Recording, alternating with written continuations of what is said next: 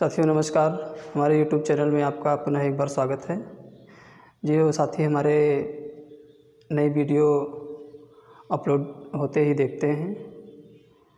उनसे विनम्र आग्रह है कि वो हमारे YouTube चैनल को सब्सक्राइब करें, लाइक करें, शेयर करें और बेल आइकन को दबाना ना भूलें, क्योंकि जैसे ही मेरी नई वीडियो अपलोड होगी आप तक पहुंच जाएगी। मित्रों, क्लास मेरा अनवर चल रहा है और जीएस के संपूर्ण टॉपिक को टच कर दिया गया है। आज का पुनः एक बार, जैसे ज्योग्राफी है, साइंस है या हिस्ट्री है, संविधान है, प्रत्येक सब्जेक्ट चल रहे हैं। पुनः एक बार संविधान की तरफ आते हैं। पिछली क्लास थी हमारी भारतीय संविधान की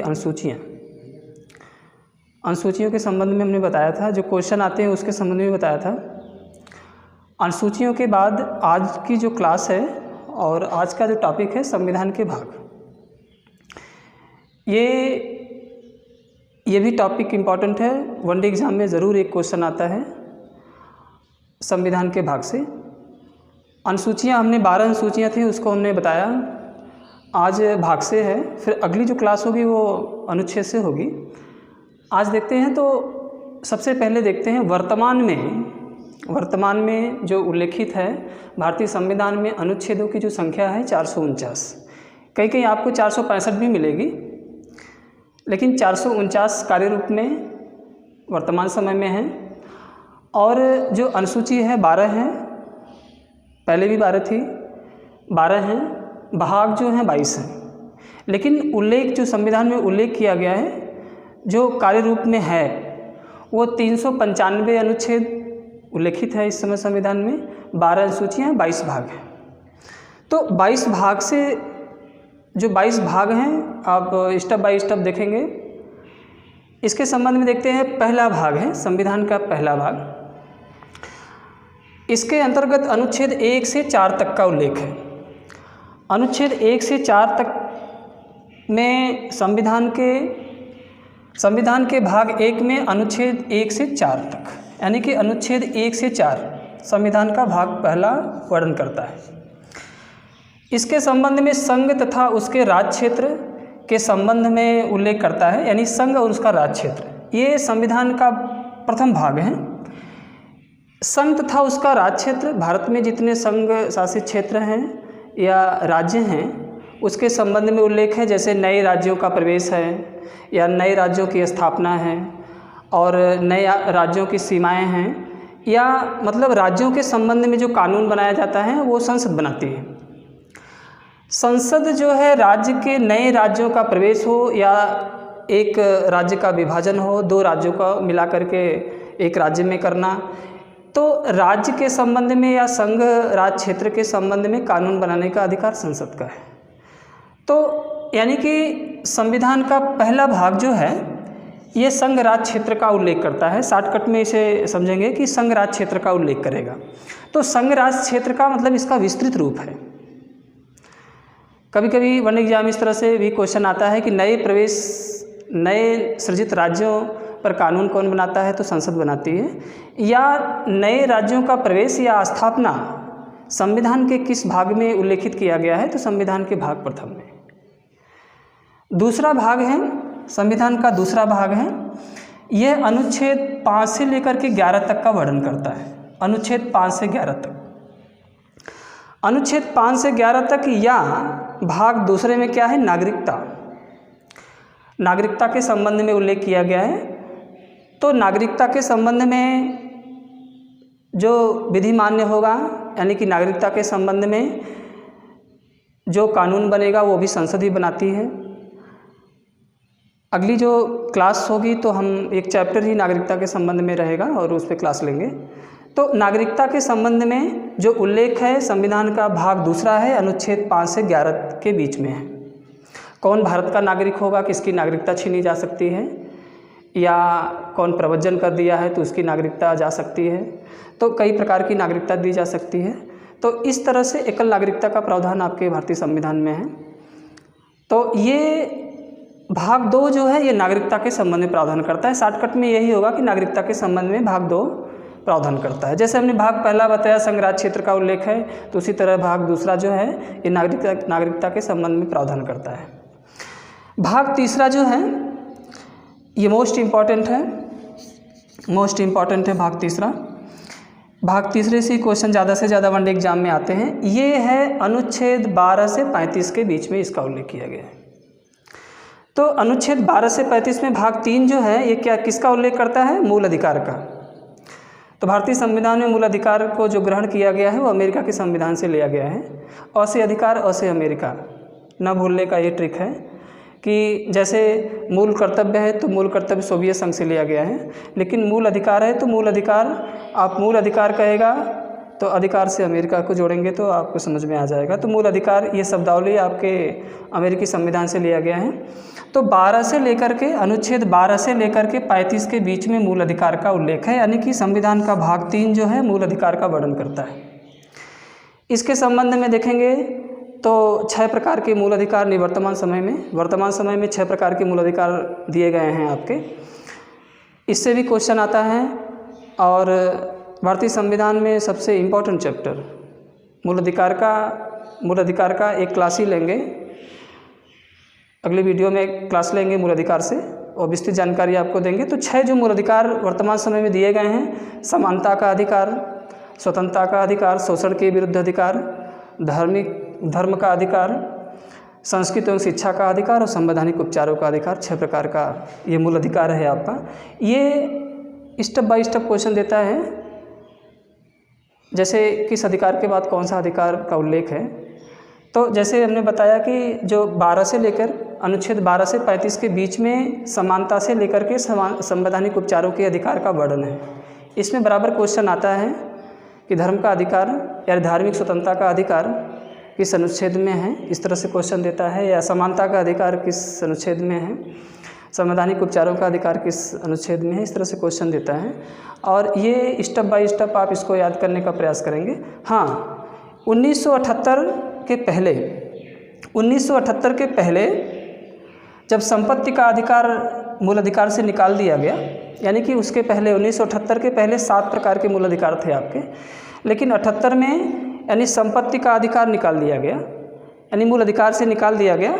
44वें संविधान संशोधन 1978 में इसके लिए प्रावधान किया गया था। अनुच्छेद 19(1) च और अनुच्छेद 31 में प्रावधान था, संपत्ति के अधिकार का प्रावधान था। इसे निरसन कर दिया गया, निकाल दिया गया और संपत्ति के अधिकार को विधिक अधिकार या कानूनी अधिकार या कॉन्स्टिट्यूशनल राइट बना दिया गया। ये भी बराबर क्वेश्चन आता है कि संपत्ति का अधिकार किस प्रकार का अधिकार है, तो कानूनी अधिकार है या विधिक अधिकार है या कॉन्स्टिट्यूशनल राइट है। ये मूल अधिकार से निकाल दिया गया। तो ये क्वेश्चन बराबर आता है। और इसके लिए संविधान में अनुच्छेद 300 का एक नया अनुच्छेद विहित कर दिया गया, यानी कि अब जो है अनुच्छेद 300 का संपत्ति के अधिकार को ग्रहण कर लिया। ये बराबर क्वेश्चन आता है कि अनुच्छेद 300 का किससे संबंधित है, तो संपत्ति के अधिकार से संबंधित है। ये क्वेश्चन बराबर आता है। भाग 3 आपके लिए इम्पोर्टेंट है। जो साथी हमारे वीडियो देख रहे होंगे इसको ध्यानपूर्वक पढ़ेंगे। भाग 3 मूल अधिकार से है। आगे चलेंगे। भाग 4 जो है ये अनुच्छेद 36 से लेकर के 51 के बीच में इसका उल्लेख है। भाग 4 में अनुच्छेद 36 से 51 का वर्णन है। इसमें राज्य के नीति निर्देशक तत्व का वर्णन दिया गया है, जो आपके आयरलैंड के संविधान से लिया गया है। तो राज्य के नीति निर्देशक तत्व यह है आपके कल्याणकारी राज्य की स्थापना का प्रावधान करता है। ये ढेर सारे प्रावधान इसमें दिए गए हैं, जैसे ग्राम पंचायतों का गठन दिया है या निःशुल्क अनिवार्य शिक्षा दिया है अनुच्छेद 45 में, और समान नागरिक संहिता अनुच्छेद 44 में दिया है। तो प्रत्येक प्रकार का वर्णन इसमें दिया गया है। 36 से 51 में इसका वर्णन किया गया है। तो अनुच्छेद 36 से 51 राज्य के नीति निर्देशक तत्व एक अलग क्वेश्चन है, और भाग 4 जो है जो राज्य के नीति निर्देशक तत्व का वर्णन करता है, ये अलग क्वेश्चन है। तो ये भाग 4 हो गया। भाग 4 क संविधान में भाग 4 का जो है ये 1976 में जोड़ा गया था, इसीलिए एक आर्टिकल नई 4 क कर दिया गया। तो ये क्या है कि भाग 4 का अनुच्छेद 51 क ये मूल कर्तव्य का वर्णन करता है। केवल एक ही भाग है, एक ही अनुच्छेद है, 4 का अनुच्छेद 51 का, इसके लिए मूल कर्तव्य के लिए एक ही है। तो आप देखे होंगे कि 42वां संविधान संशोधन 1976 में मूल कर्तव्य को भारतीय संविधान में स्थापित किया गया, यानी जोड़ा गया था। और इस समय वर्तमान समय में 11 मूल कर्तव्य व्यक्ति के दिए गए हैं और अंतिम जो 11वां मूल कर्तव्य था वो निःशुल्क एवं अनिवार्य शिक्षा का प्रावधान करता है। ये क्वेश्चन बराबर आता है कि किस संविधान संशोधन द्वारा निःशुल्क एवं अनिवार्य शिक्षा का प्रावधान किया गया है, इस प्रकार का भी क्वेश्चन आता है। तो निःशुल्क अनिवार्य शिक्षा का जो प्रावधान है ये संविधान के अनुच्छेद 21A और संविधान के अनुच्छेद 45 में इसका वर्णन दिया गया है। तो दो यानी कि मूल अधिकार में भी निःशुल्क अनिवार्य शिक्षा का प्रावधान है और मूल कर्तव्य में निःशुल्क अनिवार्य शिक्षा का प्रावधान है और राज्य के नीति निर्देशक तत्व में भी निःशुल्क अनिवार्य शिक्षा का प्रावधान किया गया है। यानी कि 3 जगह निःशुल्क अनिवार्य शिक्षा का प्रावधान है, मूल अधिकार में, राज्य के नीति निर्देशक तत्व में और मूल कर्तव्य में भी दिया गया है। डिटेल में आगे जब अगली वीडियो हमारी देखेंगे, क्लास करेंगे, तो डिटेल में जब बताएंगे आपको मूल अधिकार, राज्य के नीति निर्देशक तत्व और मूल कर्तव्य, तो ज़्यादा कन्फ्यूजन नहीं होगा। भाग 4 का जो है ये मूल कर्तव्य से है। आगे आते हैं भाग 5। भाग 5 अनुच्छेद 52 से लेकर के 151 के बीच में वर्णन है। भाग 5 में क्या है, कार्यपालिका न्यायपालिका का पृथक्करण दिया गया है कि कार्यपालिका के कार्य अलग होंगे और न्यायपालिका के कार्य अलग होंगे। ये कार्यपालिका और न्यायपालिका के पृथक्करण की बात की गई है। और इसी तरह से क्वेश्चन भी आता है कि किस भाग में कार्यपालिका और न्यायपालिका के पृथक्करण का वर्णन है, तो भाग 5 में है। इसके साथ साथ भारत के महान्यायवादी की नियुक्ति, संसद का गठन, राष्ट्रपति का अभिभाषण और नियंत्रक और महालेखा परीक्षक की नियुक्ति, ये ढेर सारा प्रावधान किया गया है भाग 5 में। ये भाग 5 में इस तरह के ढेर सारे प्रावधान किए गए हैं। भाग 6 में जो वर्णन किया गया है अनुच्छेद 152 से लेकर के 237, यानी कि भाग 6 में अनुच्छेद 152 से 237 का उल्लेख है। इसमें राज्य की कार्यपालिका, विधायिका और न्यायपालिका का उल्लेख किया गया है कि राज्य की कार्यपालिका कैसी होगी, इसकी विधायिका कैसी होगी, इसकी न्यायपालिका कैसी होगी और कैसे ये कार्य करेंगे। ढेर सारे प्रावधान ये भाग 6 में किए गए हैं। ये राज्य की बात करता है, राज्य की कार्यपालिका। तो भाग 6 इससे संबंधित है। भाग 7 आएंगे कि अनुच्छेद 238, केवल एक अनुच्छेद है भाग 7 के लिए। भाग 7 में अनुच्छेद 238 का प्रावधान किया गया है, ये राज्य के संबंध में केवल प्रावधान करता है। और भाग 7 को 7वें संविधान संशोधन द्वारा निरसन कर दिया गया, निकाल दिया गया। यानी कि जो भाग 7 है, अनुच्छेद 238 है, इसे 7वें संविधान संशोधन द्वारा निकाल दिया गया, जो राज्य के संबंध में प्रावधान करता था। भाग 8वां है, अनुच्छेद 239 से 242 का उल्लेख करेगा। तो भाग 8वें में क्या है, संघ तथा राज्य का प्रशासन। कुछ संघ का प्रशासन कैसा होगा और राज्य का प्रशासन कैसा होगा, संघ कैसे राज्य से मिलकर प्रशासन करेगी और राज्य कैसे संघ के साथ समन्वय स्थापित करके प्रशासन करेगा, इस संबंध में प्रावधान किया गया है। तो भाग 8वां जो है ये संघ राज्य क्षेत्र के संबंध में प्रशासन की बात करता है। भाग 9वां है, ये अनुच्छेद 243 से 243 मोस्ट इम्पॉर्टेंट है। भाग 9वां इम्पॉर्टेंट है, वनडे एग्जाम में बराबर क्वेश्चन आता है। भाग 9वां जो है अनुच्छेद 243 से 243 ये पंचायतों के गठन से संबंधित प्रावधान करता है। ये अनुच्छेद और ये भाग 9 अनुच्छेद 243 से 243 ये 1952 में 73वां संविधान संशोधन द्वारा जोड़ा गया था। पंचायती राज व्यवस्था यानी पंचायती राज एक्ट का प्रावधान ये किया गया है, जो राज्य का विषय है, और इसके संबंध में भाग 9वां प्रावधान करता है, ये इम्पोर्टेंट है। भाग 9 का जो है अनुच्छेद 243 से 243 6 तक का वर्णन करता है। ये नगर पंचायत की बात करता है, जैसे ग्राम पंचायत की या पंचायती राज एक्ट को जो भाग 9 है, तो भाग 9 को नगर पंचायत की बात करता है। जैसे ग्रामीण पंचायत होती है, नगरीय पंचायत भी होती है, दोनों अलग अलग हैं, दोनों अलग अलग प्रावधान करता है। जो नगर पंचायत हैं इसे 74वां संविधान संशोधन 1952 में ही जोड़ा गया था, यानी 73वां संविधान संशोधन पंचायती राज एक्ट से और 74वां संविधान संशोधन नगर पंचायत का उल्लेख करता है। ये दोनों भाग आपके लिए बहुत ही इम्पोर्टेंट हैं, बराबर क्वेश्चन आते हैं। भाग 10 जो है ये अनुच्छेद 244 से 244 का वर्णन करता है। तो भाग 10वें में क्या उल्लेख है? SC/ST प्रशासन, भारत में अनुसूचित जाति एवं अनुसूचित जनजातियों के संबंध में विशेष प्रशासन की बात की गई है। तो उनके संबंध में जो प्रशासन है, किस प्रकार का प्रशासन होगा और उनकी देखरेख किस प्रकार की होगी, ये ढेर सारा प्रावधान भाग 10 में किया गया है। भाग 11वां जो है अनुच्छेद 245 से 263 का वर्णन करता है। तो भाग 11वें में क्या है? केंद्र तथा राज्य के मध्य विधायी संबंध। तो विधायी संबंध का मतलब यह है कानून बनाने की प्रक्रिया। तो संघ और राज्य मिल करके कोई कानून कैसे बनाएंगे, ढेर सारे प्रावधान भाग 11 में दिए गए हैं, भाग 11 में दिए गए हैं। तो भाग 1 से लेकर के भाग 11 तक हमने बताया। जो इम्पोर्टेंट है हमने भाग पहला बताया। जो साथी हमारे वीडियो देख रहे होंगे पहले भाग को कंस्ट्रक्ट कर लेंगे।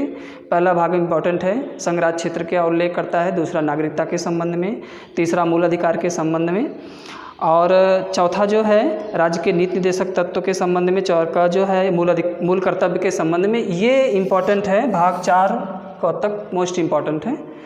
और उसके बाद जो है भाग 9 और भाग 9 का ये भी मोस्ट इम्पॉर्टेंट है। उधर भाग 4 का तक मोस्ट इम्पॉर्टेंट है, इधर भाग 9 और भाग 9 का इम्पॉर्टेंट है। और उसके बाद जो है अगली वीडियो के साथ हम उपस्थित होंगे संविधान के भाग 12वां। Okay, thank you very much. साथियों नमस्कार, हमारे यूट्यूब चैनल में आपका पुनः एक बार स्वागत है। पिछली जो क्लास थी संविधान के भाग से संबंध में था। संविधान के भाग 1 से लेकर के 11 के बीच जो प्रावधान थे आपको बताया गया, जो इम्पोर्टेंट थे वो भी हमने बताया था। आज की जो क्लास है संविधान के भाग 12 से 22 भाग तक किसका वर्णन किया गया है, कौन सा इम्पोर्टेंट है, कौन सा ज़्यादा से ज़्यादा कंपटीशन में आते हैं, उसके संबंध में चर्चा करेंगे। भाग 12 के संबंध में क्या है? भाग 12 अनुच्छेद 264 से लेकर के अनुच्छेद 300 तक का वर्णन करता है। भाग 12 में भारत तथा राज्य की संचित निधि, संघ की संचित निधि और राज्य की संचित निधि से कौन से कार्य किए जाते हैं, किसको वेतन दिए जाते हैं, उसकी आकस्मिक निधि क्या है, उसकी वित्त व्यवस्था कैसी है, संपत्ति कैसा है उसकी, ढेर सारे प्रावधान भाग 12 में किए गए हैं। यानी कि भारत और राज्य की संचित निधि, आकस्मिक निधि, वित्त व्यवस्था, संपत्ति के संबंध में उल्लेख भाग 12 में किया गया है। ये बराबर क्वेश्चन आता है कि भारत की संचित निधि का उल्लेख संविधान के किस भाग में किया गया है, तो भाग 12 में। भाग 13 यह अनुच्छेद 301 से लेकर के अनुच्छेद 307 का वर्णन करता है। भाग 13 में राज्य के भीतर जो व्यापार हैं, दूसरे राज्यों से जो वाणिज्यिक संबंध हैं, किस प्रकार से होंगे, कैसे होंगे, इसके संबंध में प्रावधान किया गया है। यानी कि राज्य के भीतर व्यापार कैसा होगा, उसका वाणिज्यिक संबंध कैसा होगा, इसका उल्लेख संविधान के भाग 13 में किया गया है। आगे भाग 14 है। भाग 14 अनुच्छेद 308 से लेकर के अनुच्छेद 323 का वर्णन करता है। इसके संबंध में संघ तथा राज्य के अधीन जो लोक सेवा हैं उसका प्रावधान किया गया है। ये भाग 14 आपके लिए मोस्ट इम्पॉर्टेंट है। भाग 14 से क्वेश्चन आता है कि संघ की सेवा और राज्य की सेवा किस प्रकार की सेवा हैं। जैसे संघ की जो संघ लोक सेवा आयोग होता है, राज्य का राज्य लोक सेवा आयोग होता है, ये यूपीएससी है, ये यूपीपीएससी है। तो संघ की सेवा और राज्य की सेवा किस प्रकार की होगी, इसके लिए एक लोक सेवा आयोग का गठन का प्रावधान किया गया है। ये भाग 14 वर्णन करता है। भाग 14 का अनुच्छेद 323 क से अनुच्छेद 323 ख का वर्णन करता है। भाग 14 में प्रशासनिक अधिकरण किस प्रकार से होंगे, उसका गठन कैसे होगा, उसमें कौन कौन लोग शामिल होंगे, इसका वर्णन करता है, यानी भाग 14 का।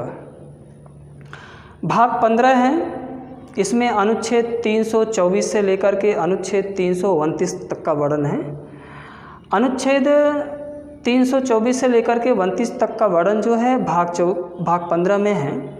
और भाग 15 क्या है, जैसे निर्वाचन आयोग का गठन है, निर्वाचन आयोग का गठन होगा, ये कितने सदस्यीय होगा, इसमें कौन लोग शामिल होंगे, उनकी निर्वाचन आयोग में शामिल होने वाले सदस्यों की योग्यता क्या होगी, उनके वेतन कैसे होंगे, उनके अधीक्षण से संबंधित, उसके नियंत्रण से संबंधित ढेर सारे प्रावधान भाग 15 में किए गए। ये भी इम्पॉर्टेंट है आपके लिए भाग 15 भी, क्योंकि निर्वाचन आयोग के गठन से क्वेश्चन आता है कि निर्वाचन आयोग के गठन का प्रावधान किस भाग में किया गया है, तो भाग 15। भाग 16 है, इसमें अनुच्छेद 330 से लेकर के अनुच्छेद 342 तक का वर्णन है। 330 से लेकर के 342 तक का वर्णन दिया है। इसमें आंग्ल भारतीय समुदाय की नियुक्ति, जो आंग्ल भारतीय समुदाय की नियुक्ति राष्ट्रपति करता है, उसके संबंध में प्रावधान किया गया है। तो अगली जो मेरी क्लास होगी, जब राष्ट्रपति एक चैप्टर ही आएगा, एक अलग उसके लिए क्लास लेंगे, तो उसके संबंध में बताएंगे आंग्ल भारतीय समुदाय की नियुक्ति कैसे होती है।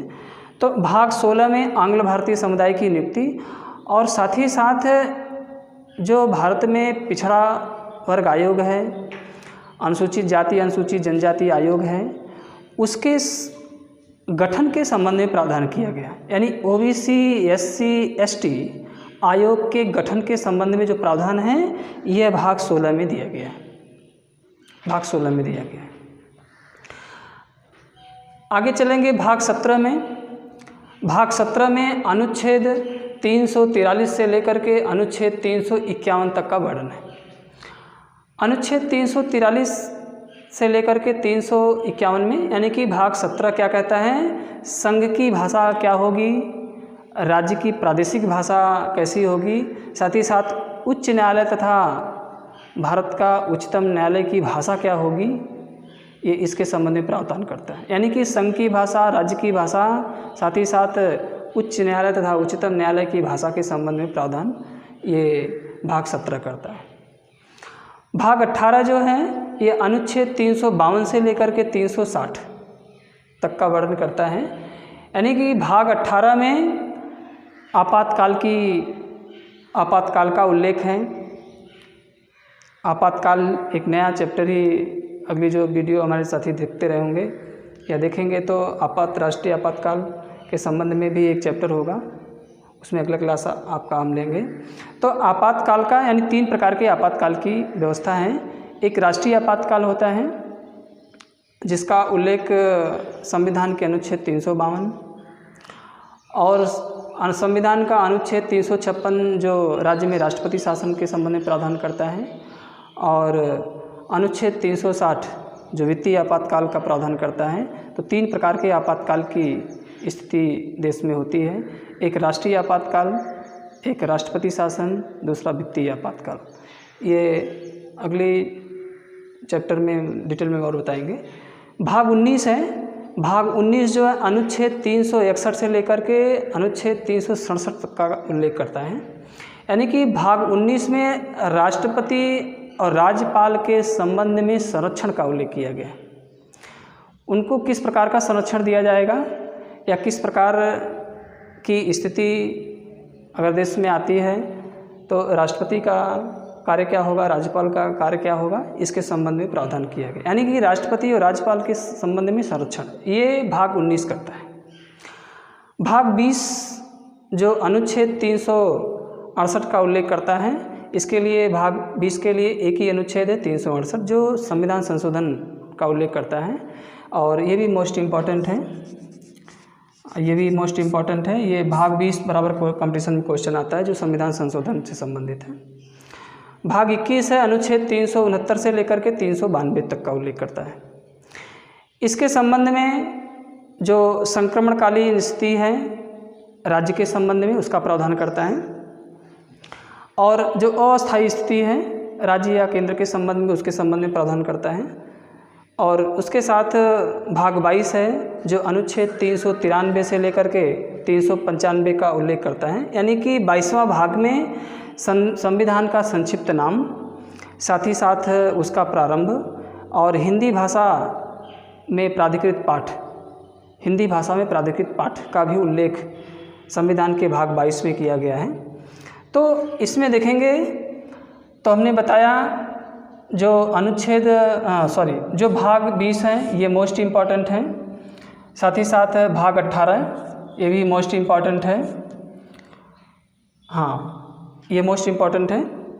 जो भाग 12 से लेकर के 22 तक में जो इम्पॉर्टेंट है बराबर कंपटीशन में आता है, हमने बताया भाग 14, भाग 15, भाग 18, भाग 20, भाग 21, ये मोस्ट इम्पॉर्टेंट है, बराबर कंपटीशन में आता है। और इसी के साथ भाग 1 से लेकर के भाग 22 तक जो हमने आपको बताया, ये इसके बाद यानी कि आपको अनुसूची बता दी गई, 12 अनुसूचियों का उल्लेख किया गया था, और 1 से लेकर के 22 भाग का भी बता दिया गया।